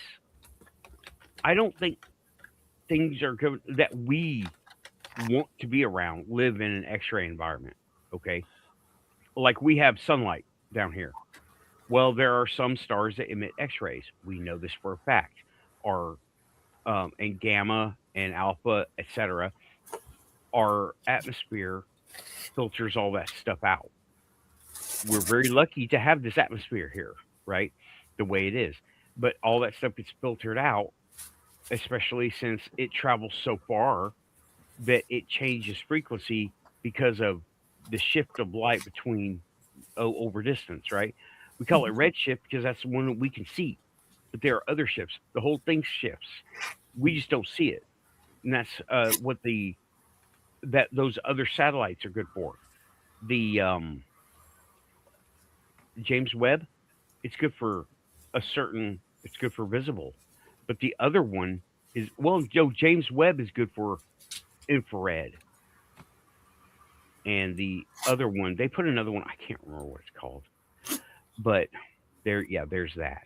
Okay, so I'm So, pretty sure. Go ahead, Tim. goldfish can see UV light. Oh, really? Goldfish. I found out because I was like, I thought they saw X-rays, but they see UV light, and I'm trying to find out what wavelength cats see in. What wavelength do you see in? Can you tell me? Can you tell me? Can I bash my nose? Well, what? Tell me. What's a secret? It is? Is it a secret? Oh, come on, tell us. Yeah, Really, you see? no known animal can see an X-ray. It says.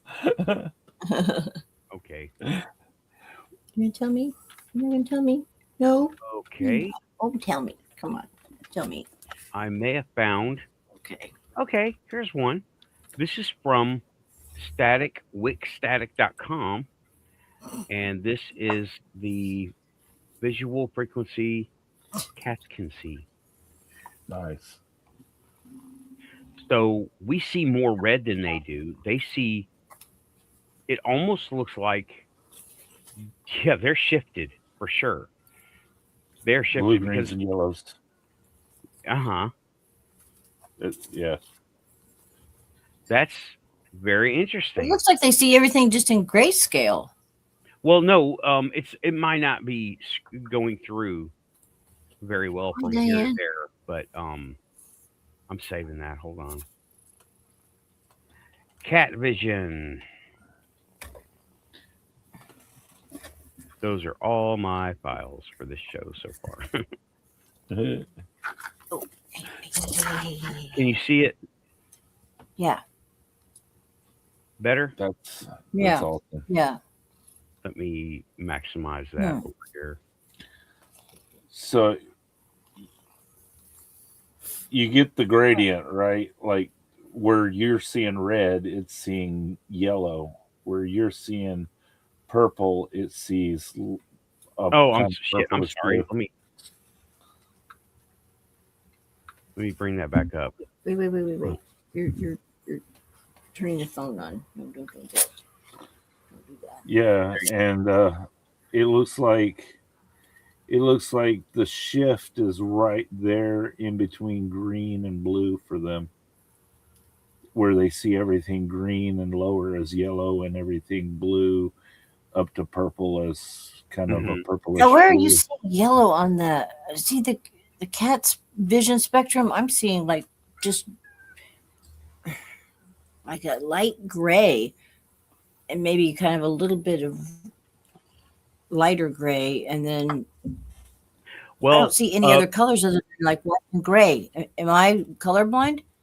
no, I think it just might be it's scrubbing from me to you through like several servers. So you can I Google it, what That's weird. wavelength light Okay. do cats see is what I Okay. did, right? Yeah. Okay.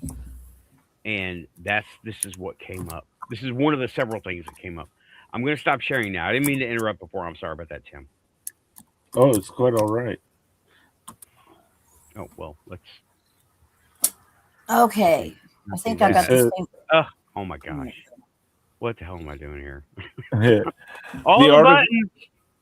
The article I'm reading says that cats see in blues, greens, and some yellows. The colors that cats cannot see well are reds, oranges, and most pinks.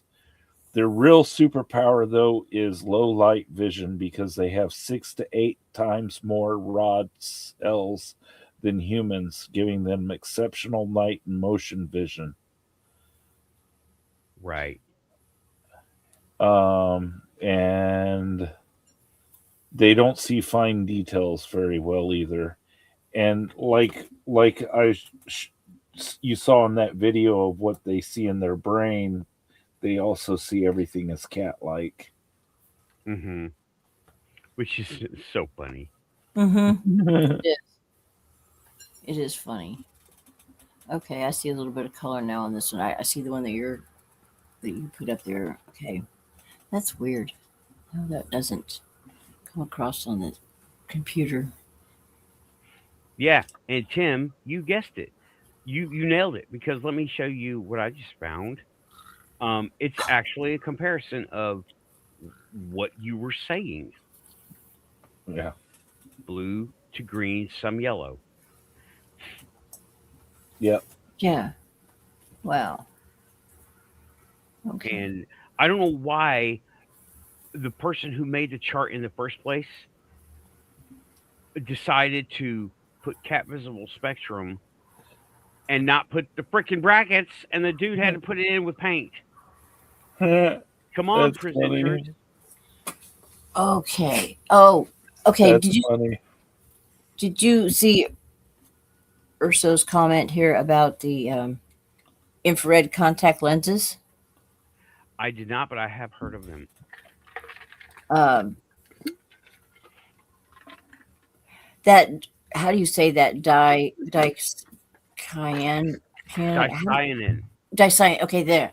Those are the ones that the in Nam the helicopter pilots Yes, were but those were using, night vision. and they were those had seeing these technology. like demonic things and Yes. started crashing the. Yeah. They weren't filters. They were night vision goggles with tech, with starlight tech, light amplification tech. That's not what you buy unless you want to spend like $6,000. Okay. I have the filters. I do. Then you can buy those. They're $200, right? For the real ones. So have you Cyan. seen stuff in them when you put them on? Well, turns out no. They call them aura goggles, right? And apparently, I already see auras. So because nothing changed, everything just went dark red. Other people, I took them to work and got accused of being anti-Christian. First of all, that was funny, and other people said, "Yeah, I can see a thing around.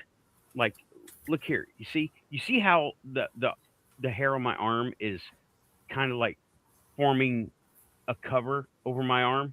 Uh-huh. It looks like a fuzzy, well, Yeah. like that. Yeah. Okay, same with Tim. Well, it was like that, except a color that went about an inch and a half from the arm, right?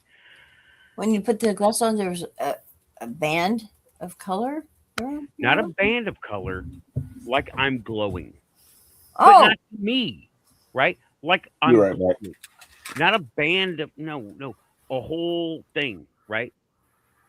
just your arm? All of I was using the arm as an example. Oh, okay. Gotcha. All the person, the whole Okay. person had a thing, a sheath around them, Right. like a bubble, like a body bubble. Mm-hmm. That's what they saw. I didn't see that with that. I already see that. I've always seen that. And it just okay. So I wanted to try an experiment to see if I'd like to try an experiment sometime with different shields and see if you can see a difference. Different shields. What do you mean? Mm-hmm. Putting yourself in a bubble with a shield of blue, Ah, okay. Well, a protective bubble thing, and then a mirror ball, putting yourself right. in a mirror ball for Different kind protection. of right. Different kind of. Excuse me. Yeah. Yeah. Well, you may have jumped onto something there because that might be how to see these other guys, these people who are here but not here. So do it anyway. Shield yourself and then go to Walmart, go to Target, see if you see anybody that looks wrong, you know. Mm-hmm. Now, when I say looks wrong, I don't mean like the they live stuff where they look like regular people, and then you put on the glasses and they look like crazy zombies. No, that people are there. Walmart's freaky enough that way. I don't even need the glasses to see that kind of shit. Right. That's what. So go to Target, Yeah. Publix. Right. Go to the nice stores.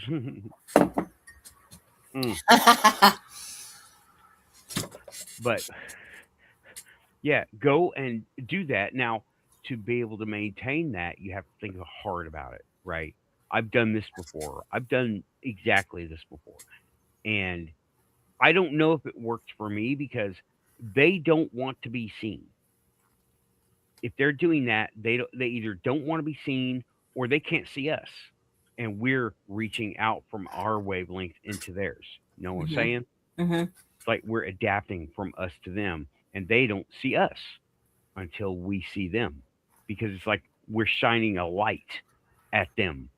We're going like this. We're going, and he sees us, right? Yeah. Kind of like that. Yeah, they can read the focus attention. Like, Right. They can, yeah. We all can. We just think of it as it felt like I was being watched. That same feeling.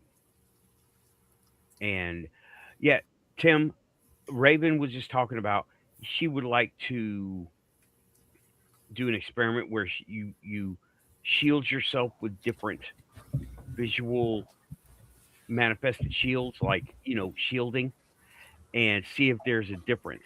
And I'm like, you might be onto something there, because if you do different colors and different methods, then you might illuminate or unfilter some creatures from a different shifted reality. Yeah. yes. That's an interesting thing. Clip that. Clip that.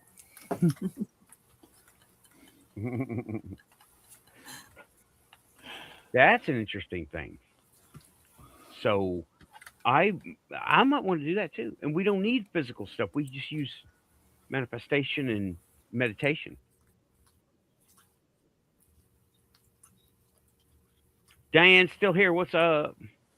I think she went and came back because, well, it's been a long show. We're at 15 minutes about from the 2 hour mark. But Samo is here. She's got a What's cold, up, Samo. How you doing, Samo? You're talking about the kitten that was just in the... Yeah, she's got a cold. She's going back to the vet on Monday. And It's Mr. you. Hellfire's here. I didn't see you. Sorry about that. I didn't see you. My bad. Welcome back to the Quantum Show panel discussion. We're talking about aliens, of course. But yeah, we're talking about perception filters and shimmers and how to adapt us to them and how to adapt them to us, etc. And we were talking about they were blocking, consciously thinking about something instead of the nothing that allows people to, those who are psychic, to see inside your mind. If you have more gears in the clock, it's harder to figure out how the clock is put together. yes. Okay. Oh, we were deep into. Oh, okay. Well, all right. Yes, it's raising up again. Yeah, the more complicated, the more you overtake the plumbing, right? The harder it is to figure out how to not stop up the drain. I will modify that, Yes. Mr. Scott.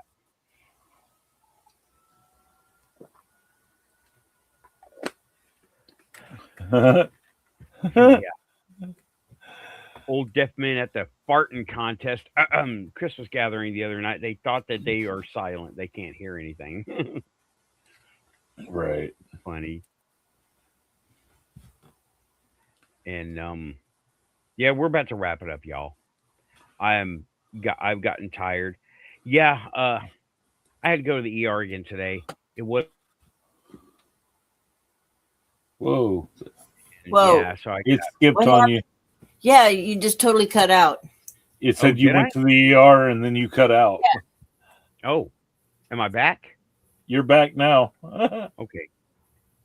Yeah, I had to go to the ER, and it wasn't a real emergency, but it's like I'm not going to wait for 2 months for another appointment.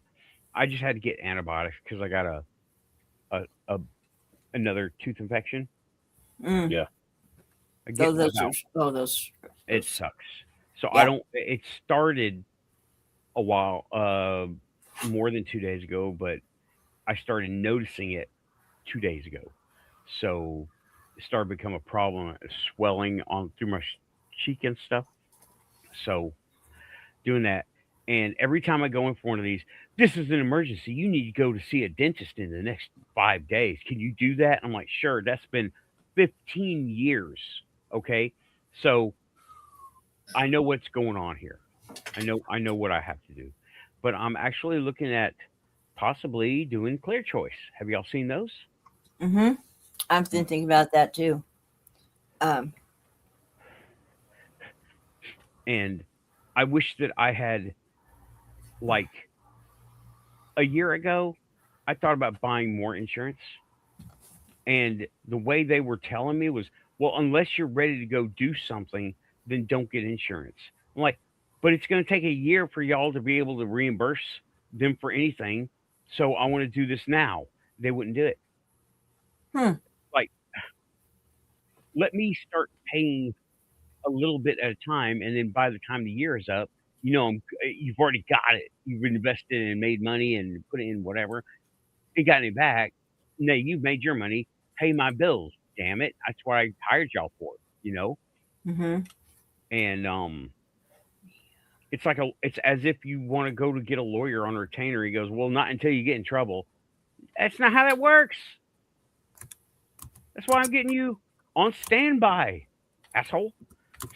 You know, scream. Clear Choice is a dental program that they've been advertising. Let me uh let me do this. I'll bring it up for you. It's an implant. It's about implants, right? Okay. And let me see here. Clear Choice. Come on, it's giving me a 403 error. Clear Choice Dental Center. No, I don't.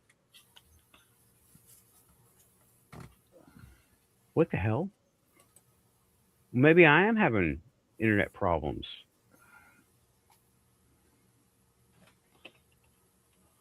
Can y'all hear me? Yes, we hear you. Okay, Clear Choice Dental Implant Centers. Let me see if this link will work. Nope. Error. Request block. Request blocked. Hmm. Well, I got my answer. How is this happening?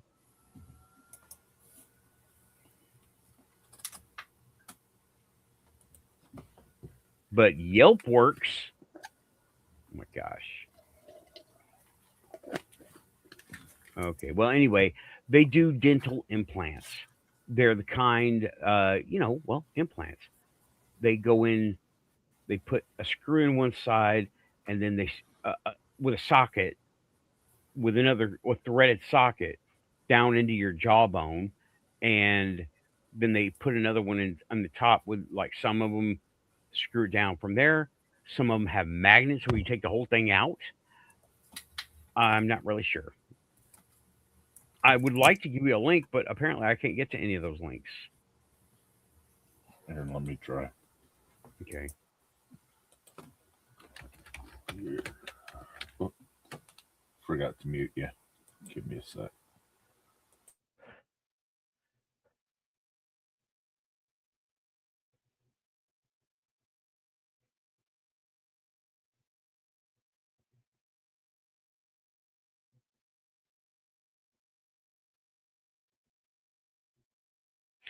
Okay.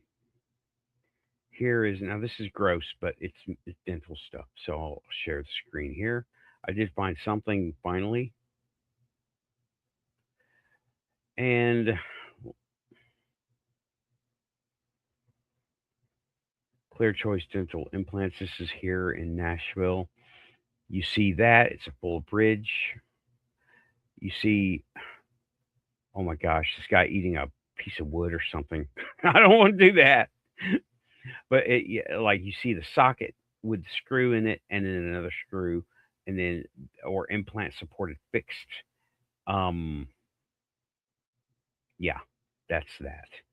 And then how they fixed full arch, fixed full arch. They do this. They make the whole upper and lower, and it is a Clear Choice Dental Implant Center. If you Google what you're looking for, I'll stop that now. Then it should show you, right? So yeah, turbo teeth. So okay, all right. Well, I wanted to cover it, but here we are. He's got to Google where he's at too. Google is everywhere. It Google was is universal. it was not just you. Their main site is down. Okay. Well, Yelp works. So, yeah, he still has natural wire splicers. Oh man, you had to put it that way. I love that. I love that. I miss my natural wire splicers. Now all I have is a piercer. That's all I got. I can't eat pine cones anymore. Like that guy. What?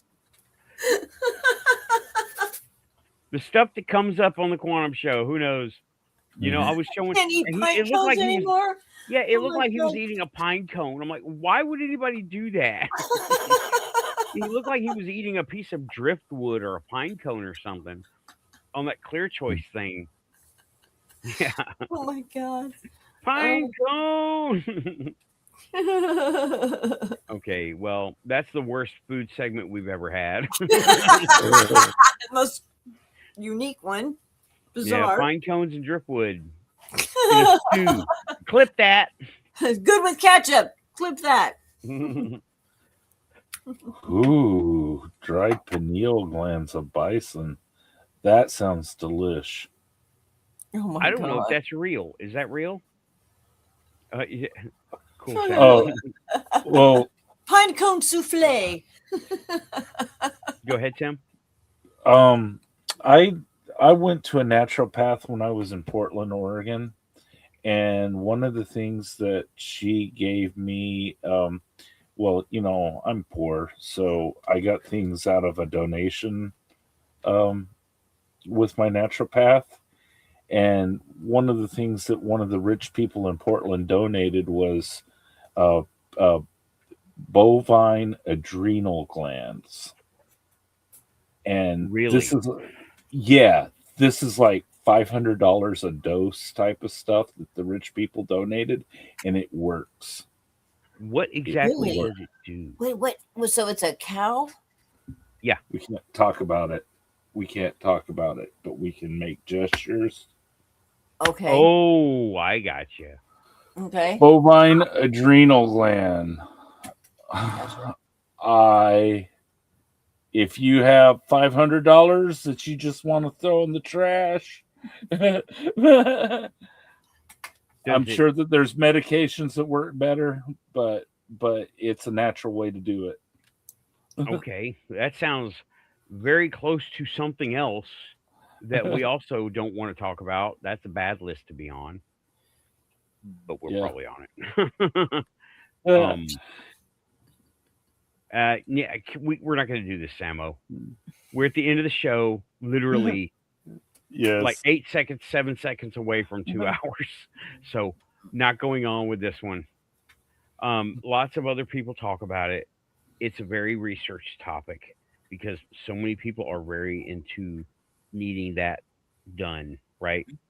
That might be good for short term. You know, it's good for long term. Cacao. cacao. Cacao. Yeah, It works like that. wonders. Okay. Superfood. Yeah.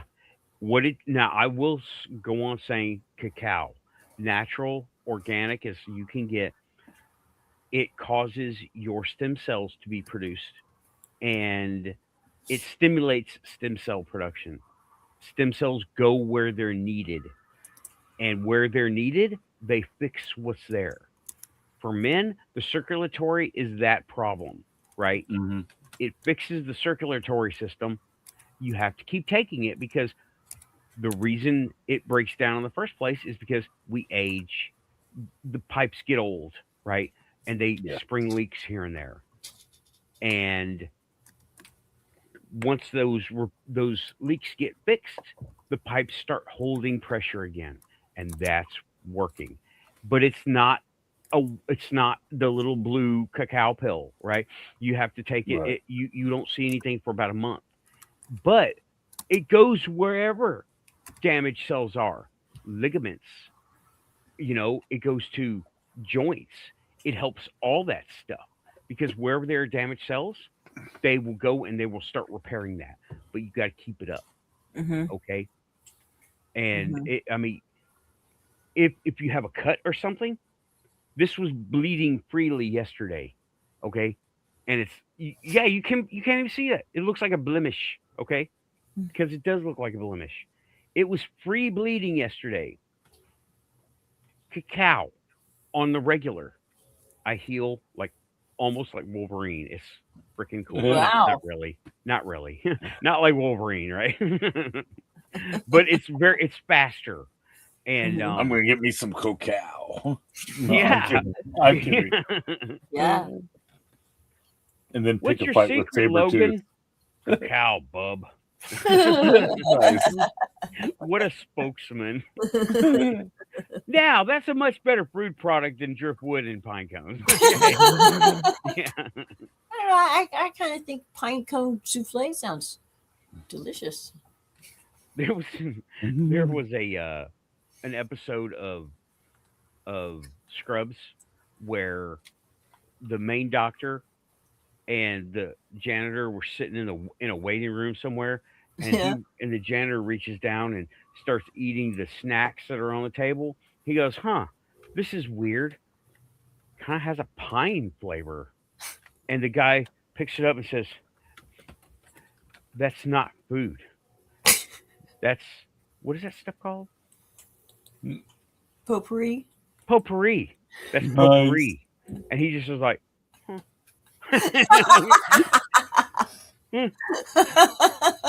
Yeah. Yeah. Oh, here's another one at the end of the show. This is good. Monoatomic gold is said to regenesis your cells at a molecular level. I've heard that, I've but heard that too. you have to get gold, and then you have to put it through a process. It's not easy, Yeah. and it's expensive because gold. So yeah, and there's a bunch of stuff like that actually comes from the Dark Ages and the Renaissance. Look it up.